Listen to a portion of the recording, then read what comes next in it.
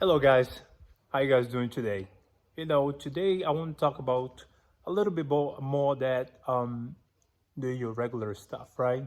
We're gonna go deep today on the next recession, right? The next downturn in the economy. We have been seeing gas price, petroleum, being high for the past couple of months. War in Ukraine, in Russia, and what are you gonna do, right? For protect yourself. We know we have assets and liabilities, right? What are you looking for? We're looking for to have assets or liabilities. So the next couple of months will be very interesting because the economy around the world has been collapsing. What that means? That means high rates of unemployment, and you have interest rates going up, and inflation, most of the country in the world is double digits. Yes, I said it, double digits. So in order to you be prepared for what's coming the next 12 to 24 months, you have to do a couple of things, right? One, you have to make sure you diversified your portfolio. Antonio, what that means?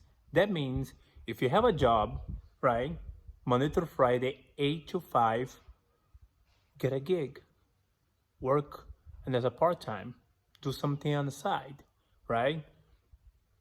Get be a Uber, be a tax cab, do some freelancer, a lot of freelance, opportunities on online, right?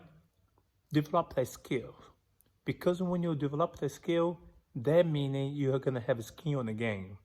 Because one of the most interesting time to be alive is now, because the wealth transfer from one side of the society to another, it's happening right now. So on that aspect, you have to be ready in order to be able to what? Take advantage of that. Why people say, oh, the rich get richer and the poor get poor? Because of simple thing. One, the rich people knows when the recession comes, and then they do what? They move their assets. They move the money to places where they're not gonna get affected by inflation. And the poor people, they just understand to put the money in the bank, which is wrong. Never put your money in savings account, because when you put your money in a savings account, the bank gets the money because it belongs to you, belongs to the bank, and turn around more than 5 times average, right? Sometimes 10 times, more than 5 times, lending your money, which you're not getting interest on it. So when people put money in a bank account and a savings account, they are not creating wealth. They are creating wealth for the bankers, for the financial institution, not for yourself. What you should do is you have a couple of options. You can buy stocks, you can buy bonds, you can buy treasuries, or you can buy land, right? You can buy classic vehicles, classic cars, because those type of items holds value, right? The majority of the time. Everything in life is risky, right? Anything is risky. Wake up in the morning is risky. Get out of the house is risky. Drive from home to work is risky. Everything is risky. So when you understand the concept, how the mechanics of the economy works, and to be able to well prepare yourself for what's coming, right? Let's say if it's a recession, it's my recession, great. At least I have skills. At least I diversified my portfolio.